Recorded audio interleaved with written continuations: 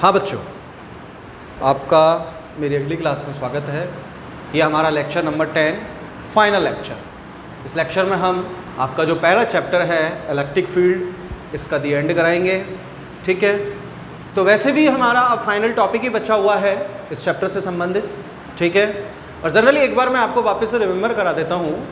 इस चैप्टर का जो जनरली इंट्रोडक्शन है, जो शुरुआती जो थ्योरेटिकल टॉपिक हैं, वो मैं आपको शुरुआती 2 लेक्चरों में बता चुका हूँ, और जिन बच्चों को वो नहीं मिले हैं उनको वापस से वो प्रोवाइड करा दिए जाएंगे। ठीक है, तो आज का जो हमारा टॉपिक है वो है लेक्चर नंबर 10।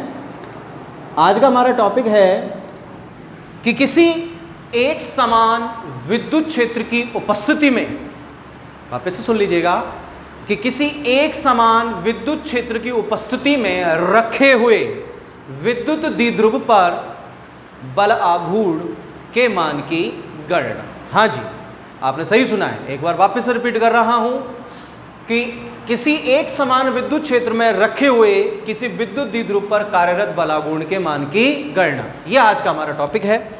तो कैसे हल करेंगे हम इसको, ध्यान दीजिए, क्या फंक्शन निकल कर आएगा तो समझिएगा। हमारा टॉपिक है एक समान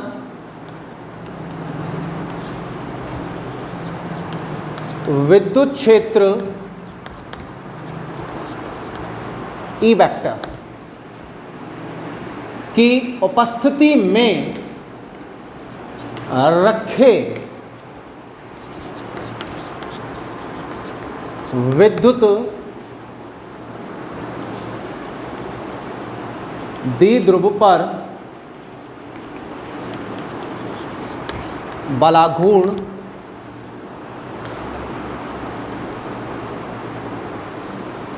की गणना।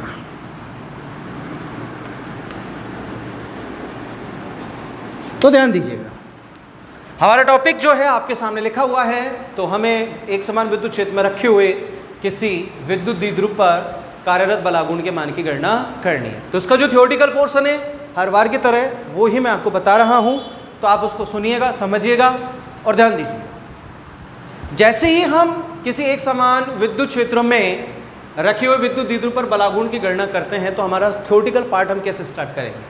तो हम देखते हैं कि माना एक विद्युत द्विध्रुव जो कि एक समान विद्युत क्षेत्र की उपस्थिति में विद्युत क्षेत्र के साथ थीटा कोण बनाते हुए रखा हुआ है।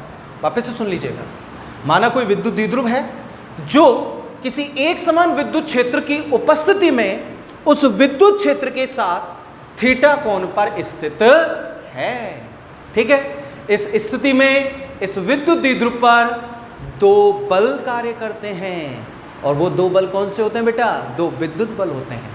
तो इस स्थिति में इस विद्युत द्विध्रुव पर 2 विद्युत बल कार्य करते हैं।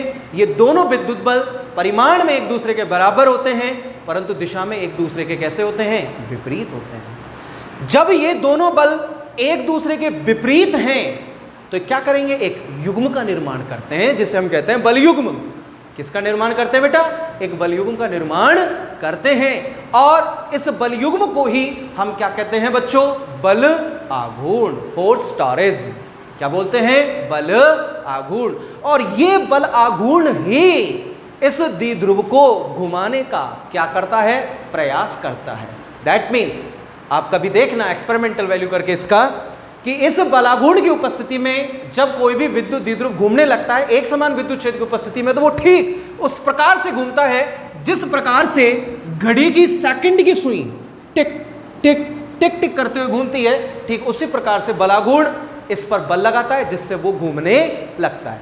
ठीक है, तो यह हमारा थ्योरेटिकल पोर्शन है, जिसको एक बार वापस से मैं आपको रिपीट करा रहा हूं।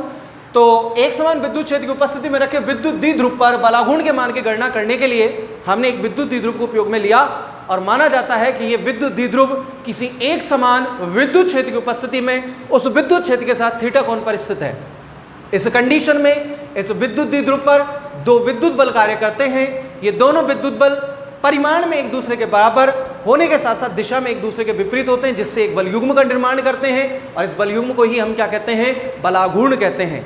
और यही बलागुण इस विद्युत द्विध्रुव को घुमाने का क्या करता है, प्रयास। तो अब हम देखते हैं इस बलागुण का सूत्र क्या निकल कर आता है या इसका फॉर्मूला क्या निकल कर आता है। तो ध्यान दीजिएगा, आप देख सकते हैं ये मेरे पास एक समान विद्युत क्षेत्र है। अब आप कहेंगे गुरुजी साहब ई एक समान विद्युत क्षेत्र कैसे है वो साहब? तो याद कीजिए, जाइए मेरी पुरानी क्लासों में, पिछली क्लासों में एंट्री कीजिए। मैंने आपको विद्युत बल रेखाएं पढ़ाई थी। मैंने आपको बताया था कि समान दूरी पर उपस्थित विद्युत बल रेखाएं एक समान विद्युत क्षेत्र उत्पन्न करती हैं। तो भैया ये सभी विद्युत बल रेखाएं हैं जो आपको दिखाई दे रही हैं, और ये सभी विद्युत बल रेखाएं एक दूसरी से सेम डिस्टेंस पर उपस्थित हैं या समान दूरी पर उपस्थित हैं। जब ये विद्युत बल रेखाएं एक दूसरे से समान दूरी पर उपस्थित हैं तो ऑब्वियसली सी बात है कौन सा विद्युत क्षेत्र जनरेट करेंगी, ये एक समान विद्युत क्षेत्र जनरेट करेंगी। तो समझ में आ गया एक समान विद्युत क्षेत्र कैसे है। इस एक समान विद्युत क्षेत्र की उपस्थिति में यहाँ पर ये मेरे पास एक विद्युत द्विध्रुव है, ये माइनस क्यू चार्ज हो गया, ये प्लस क्यू चार्ज हो गया। इस पॉइंट को दे दिया मैंने नाम ए, इस पॉइंट को मैंने नाम दे दिया बी। अब ये विद्युत द्विध्रुव इस विद्युत क्षेत्र के साथ कितने कोण पर स्थित है, थीटा कोण पर स्थित है। और ये हो गई इन दोनों आवेशों के मध्य की अल्प दूरी टू स्मॉल ए। उम्मीद करता हूँ डायग्राम आपके समझ में आ गया होगा। एक बार वापस से रिपीट कर रहा हूँ तो ढंग से सुनिएगा। कैसे सुनेंगे आप कि ये मेरे पास एक समान विद्युत क्षेत्र हो गया, आपको दिखाई दे रहा है। इस एक समान विद्युत क्षेत्र की उपस्थिति में ये मेरे पास इलेक्ट्रिक डायपोल है जो इस इलेक्ट्रिक फील्ड के साथ थीटा कोण पर स्थित है। दिख रहा है आपको, थीटा कोण बनाए हुए हैं। और ये हो गया विद्युत द्विध्रुव, ये दोनों आवेश हो गए, और ये इन दोनों के मध्य की क्या हो गई, अल्प दूरी, जो कि जिसको हम 2a से व्यक्त करते हैं। अकॉर्डिंग आवर डेफिनेशंस, जैसे कि मैंने आपसे कहा था कि जब ये विद्युत द्विध्रुव इस एक समान विद्युत क्षेत्र के साथ थीटा कोण पर स्थित होगा तो इस कंडीशन में इस विद्युत द्विध्रुव पर दो विद्युत बल कार्य करेंगे। कितने विद्युत बल कार्य करेंगे, दो विद्युत बल कार्य करेंगे, और ये दोनों विद्युत बल परिमाण में बराबर होंगे परंतु दिशा में विपरीत होंगे। कैसे, ध्यान दीजिए। सबसे पहले मैं आपको विद्युत बल का फंक्शन बता देता हूं क्या निकल कर आएगा। आपको मैंने विद्युत क्षेत्र की तीव्रता का सूत्र पढ़ाया था, E में F अपॉन क्यू नॉट। बोलो होता है कि नहीं होता है? अगर मैं यहाँ से F का मान निकालूंगा तो F में क्यू नॉट E आएगा कि नहीं आएगा? आएगा ना। तो ये क्या हो गया, फोर्स, ये विद्युत क्षेत्र, और ये क्या हो गया, आवेश। इसी सूत्र के बेस पर मेरे पास दो चार्जेस हैं, एक माइनस क्यू है और एक प्लस क्यू है। तो मैं लिख सकता हूँ माइनस क्यू कारण E बराबर में F अपॉन माइनस क्यू। तो यहाँ से अगर मैं विद्युत बल निकालूंगा तो जिसका फंक्शन क्या निकल कर आएगा, F में माइनस के क्यू ई। अगर मैं निकालूंगा प्लस क्यू आवेश के कारण तो E में F upon plus Q divide by 1। अगर मैं यहाँ से F का मान निकालूंगा तो प्लस क्यू ई आ रहा है कि नहीं आ रहा है? तो ये तो माइनस क्यू आवेश के कारण कार्यरत विद्युत बल हो गया, ये प्लस क्यू आवेश के कारण विद्युत बल हो गया। आ रही बात समझ में? तो जरा ध्यान दीजिए, माइनस क्यू आवेश के कारण जो यहाँ पर विद्युत बल लगेगा उसको मैं F में माइनस क्यू ई, इसको FA फोर्स से मैंने व्यक्त कर दिया है। F में माइनस के क्यू ई, ठीक है। और प्लस क्यू के कारण जो फोर्स लग रहा है पॉइंट बी पर, FV वेक्टर में प्लस क्यू ई वेक्टर। तो ये दोनों बल परिमाण बराबर है, क्योंकि ये दोनों आवेश परिमाण में एक दूसरे के बराबर होते हैं, तो विद्युत बल भी परिमाण में एक दूसरे के बराबर होगा। और दूसरी बात, विद्युत क्षेत्र कैसा है, एक समान, तो दोनों बल परिमाण में बराबर होएगा नहीं, हो गए ना, ठीक। परंतु दिशा कैसी है दोनों की, विपरीत। क्यों, ये नेगेटिव है और ये कैसा है, पॉजिटिव। ये इसकी होगी डायरेक्शन डाउनवर्ड, यानी कि नीचे की ओर। इसकी होगी डायरेक्शंस अपग्रेड, यानी कि ऊपर की ओर, आउटवर्ड। अरे बात समझ में? दोनों बल परिमाण में बराबर हैं, दिशा में कैसे हो गए, विपरीत हो गए। भाई अब समझ में आ गया विद्युत बल का सूत्र कैसे निकाला, दोनों परिमाण में बराबर क्यों हैं, दोनों की दिशाएं अलग अलग क्यों हैं। समझ में आ रहा है कि नहीं आ रहा है? ठीक। अब उम्मीद करता हूं आ भी गया होगा। अब मुझे निकालना है बलाघूर्ण।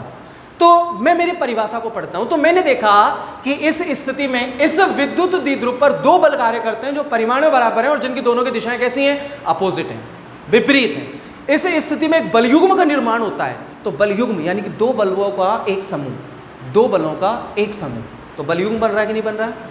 बन गया ना, एक युग्म बन गया ना। इस बलयुग्म को ही मैं क्या कहूंगा, बलाघूर्ण, ठीक है। और इस बलाघूर्ण के कारण ही, इस बलाघूर्ण के कारण ही ये विद्युत द्विध्रुव इस एक समान विद्युत क्षेत्र में क्या करने लगता है, घूमने लगता है। आ रही बात समझ में? तो इस वॉल्यूम को ही हम कहेंगे बलागुण। बलागुण को हम टो से व्यक्त करते हैं, टो, यानी कि ये होता है टी, इसकी टांग को तोड़ दो, ये बन गया टो। ये बलागुण का साइन मार्क होता है। आ रही बात समझ में? बलागुण एक सदिश राशि है, मैंने आपको 11वीं क्लास में भी ढंग से पढ़ाया है। कैसी राशि होती है? सदिश राशि। इसलिए हम इसको किससे व्यक्त करते हैं? टो फैक्टर से। क्लियर? ठीक है। तो यहां पर ये बलागुण उत्पन्न होता है जिसके मान की हमें क्या करनी है, गणना। तो डाउन स्टैंडर्ड यानी कि 11वीं क्लास में मैंने आपको बलागुण के बारे में ढंग से पढ़ाया है। तो बेटा बलागुण का सूत्र होता है बलागुण बराबर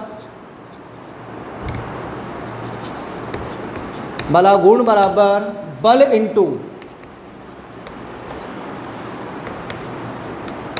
बलों के मध्य की, बलागुण बराबर बल इंटू बलों के मध्य की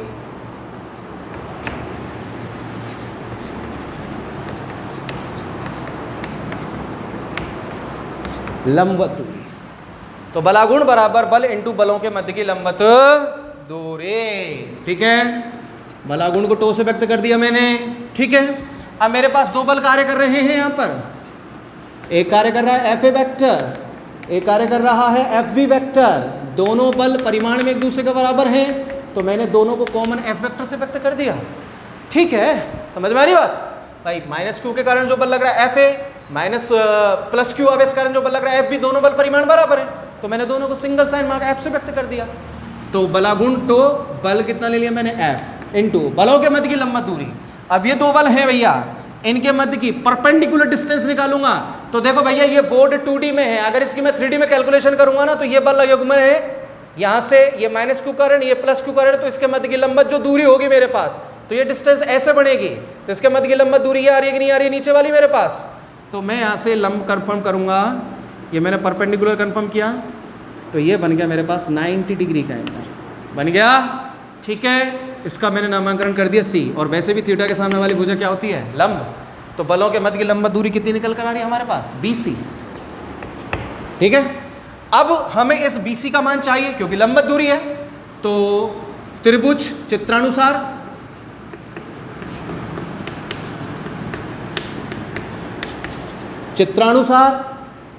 त्रिभुज ABC में लंबवत दूरी है, लंब को साइन से व्यक्त करते हैं, साइन थीटा बराबर लंब बटे कर्ण। हो रहा है कि नहीं हो रहा है भैया, लंब बटे कर्ण। तो साइन थीटा बराबर थीटा के सामने वाली भुजा लंब BC बटे में 90 के सामने वाली भुजा कर्ण। कर्ण कितनी आ रही है, AB। हमें फंक्शंस कैलकुलेट करना है BC का, तो क्रॉस मल्टीप्लाई कराएंगे, जासु कैंची गुणक है। BC बराबर कितना हो जाएगा, AB साइन थीटा। सही सुना है आपने, कितना, BC बराबर में AB साइन थीटा। अब चित्र के पास आओ, चित्र कह रहा है AB का मान कितना दिया हुआ है, 2A। तो AB बराबर कितना निकल कर आ रहा है, 2A। AB का मान यहाँ रखोगे तो BC बराबर में 2A साइन थीटा। ये वैल्यू आई कि नहीं आई भाई, लंबवत दूरी की आ गई है। इस मान को उठा के रखिए आप यहाँ, तो टो बराबर में F इंटू BC, क्या है, BC की जगह पर आप क्या रखेंगे, 2A साइन थीटा। ठीक है, अब बात आती है F की। तो F यानी कि E/2 में F अपॉन Q। ठीक है, अब चाहे माइनस ले लो प्लस ले लो, क्योंकि आवेश का तब भी आपको परिमाण लेना है। ठीक है ना, तो पॉजिटिव वैल्यू आएगी, F/2 में मेरे पास कितना आ जाएगा फलन, F/2 में QE। ठीक है, तो परमाणिक मान लेंगे हम यहाँ पर। तो टो बराबर में F की जगह पर मैंने क्या लिखा है, QE into 2A sine theta. अब इनको थोड़ा सा व्यवस्थित क्रम में लिख देते हैं, क्योंकि ये आगे पीछे हो रखे हैं, इनको सही दिशा में रखो। 2A को ले आया मैं Q के पास, Q into 2A, E into sine theta. अब आपको मैं कितनी बार बताऊं, आपको अच्छे से मालूम है P बराबर में क्या होता है, Q इंटू 2A। तो टो बराबर में PE साइन थीटा।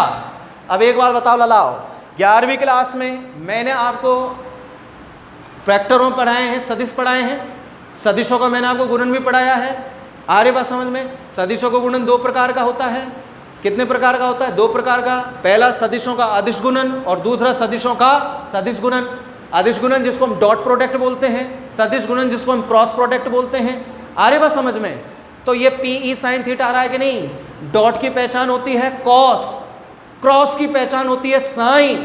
आ रही बात समझ में? तो ये कौन सा प्रोडक्ट नजर आ रहा है आपको? क्रॉस प्रोडक्ट आ रहा है कि नहीं? क्योंकि आपको क्या दिख रहा है यहाँ पर? साइन। तो मैं लाओ यह वेक्टर फॉर्म में टो वेक्टर बराबर में P vector cross E vector नहीं लिख सकता क्या? लिख सकता हूँ कि नहीं? बिल्कुल लिख सकते हैं। तो टो वेक्टर बराबर में हमारे पास फंक्शन आ जाएगा P vector cross E vector. आ रही बात समझ में? तो ये आ गया बच्चों हमारे पास एक समान विद्युत क्षेत्र की उपस्थिति में रखे किसी भी विद्युत द्विध्रुव पर कार्यरत बलाघूर्ण के मान की गणना। क्लियर? ठीक है। जिसका फंक्शन हमारे पास निकल कर आ रहा है tau vector is equals to में P vector cross E vector. अब इसके नॉर्मल से नोटिफिकेशन पॉइंट है जो थीटा पर डिपेंड करता है, वो भी आप देख लीजिएगा क्या क्या फंक्शन निकलेंगे। तो जरा ध्यान दीजिए। First case, every rare cases यदि थीटा बराबर कितना डिग्री हो बेटा? 0 डिग्री हो। कितना डिग्री हो? 0 डिग्री। अब 0 डिग्री होने पर जो विद्युत द्विध्रुव है वो विद्युत क्षेत्र की दिशा में हो जाएगा कि नहीं हो जाएगा? अरे उसके ऊपर पड़ जाएगा कि नहीं? एक ही दिशा हो जाएगी ना दोनों की, है ना? तो जरा ध्यान दो, हम साहब दिशा तो एक ही है जाएगी। तो थीटा का मान निकालते हैं हम यहाँ से। अब तो सॉरी टो का मान निकालते हैं। तो टो बराबर में टो वेक्टर बराबर में P vector cross E vector. अब यहाँ खोल लो लाओ। तो टो बराबर में कितना हो जाएगा? PE sin theta. थीटा बराबर कितना दे रखा है? 0। तो टो बराबर में PE sin 0। sin 0 का मान कितने को है? कितने को है sin 0? 0 होता है कि नहीं होता है? sin 0 0। तो टो बराबर PE इंटू 0। और इतिहास गवाह है कि 0 इस दुनिया का इतना बेशरम संख्या है, ये खुद तो 0 है ही अलाव, और या के संग जो आ जाए ना वो भी काम से चलो जाए, वो भी 0 है जाए। तो टो बराबर कितना हो गया? 0। यानी कि यहाँ पर बलागुण का मान कैसा आएगा? मिनिमम। कितना आएगा? मिनिमम। यानी कि इससे स्पष्ट होता है कि यदि विद्युत द्विध्रुव विद्युत क्षेत्र की ही दिशा में स्थित होता है तो इस कंडीशन में बलागुण का मान कैसा प्राप्त होगा? न्यूनतम। ठीक है। सेकंड केस, यदि इफ है, इफ को मतलब यदि, कहीं तुम समझो गुरुजी ने जाना कहीं हाई बॉल बना दियो, या यदि थीटा बराबर कितने डिग्री हो? 90 डिग्री हो। 90 डिग्री को मतलब कि अब जो हमारा विद्युत यानी कि E तो है वो विद्युत क्षेत्र और E है वो विद्युत द्विध्रुव। अब यह विद्युत द्विध्रुव ने -q, ये +q और ये मध्य की दूरी 2 है। इस कंडीशन में जो विद्युत द्विध्रुव होगा वो विद्युत क्षेत्र के कैसा होगा? लंबवत। कितना होगा बेटा? लंबवत। तो 90 डिग्री का एंगल क्रिएट होगा। तो इस कंडीशन में बलागुण क्या निकल कर आएगा? अब बार बार इतनी बड़ी रामायण लिखने की जरूरत नहीं है, मैं डायरेक्टली बता रहा हूं आपको, ध्यान दीजिएगा। टो बराबर में PE साइन थीटा बराबर कितना मानो तुमने? 90। ठीक है ना? तो साइन जगह कम पड़ेगी, दोबारा लिख रहा हूँ। टो बराबर में PE साइन 90 डिग्री हो गया कि नहीं? और साइन 90 का मान कितना होता है? 1। तो टो बराबर में कितना निकल कर आ जाएगा? PE। ये हो जाएगा बलागुण का अधिकतम मान। तो देखो बच्चों, यहां पर आकर हमारा जो चैप्टर नंबर 1 है इलेक्ट्रिक फील्ड, उसका दी एंड होता है। ठीक है। उम्मीद करता हूं कि मैंने जितने भी इसके अंदर टॉपिक हैं उनकी सरलतम से सरलतम व्याख्या करने की कोशिश की है और उसको आपके सामने मैंने प्रदर्शित किया है। उम्मीद करता हूं कि एक बार आप सभी लेक्चरों को वापस से पुनः रिवाइज करेंगे और हर एक टॉपिक को बारीकी से समझेंगे, उसी में ही आपका भला है। अब आप सभी से मेरा एक निवेदन है कि जैसे ही आपके सारे टॉपिक्स क्लियर हो जाए उसके बाद आप इनके न्यूमेरिकल्स को हल करना प्रारंभ कर दें। सबसे पहले एग्जाम्पल्स, उसके बाद अनसोल्ड।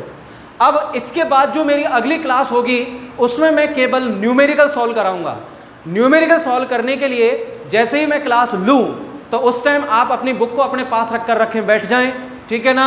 मैं पर्टिकुलर आपके सामने सबसे पहले एग्जाम्पल्स को सॉल्व कराऊंगा। एग्जाम्पल नंबर 1 उसको बोलूंगा वो क्या है, फिर उसका सॉल्यूशन।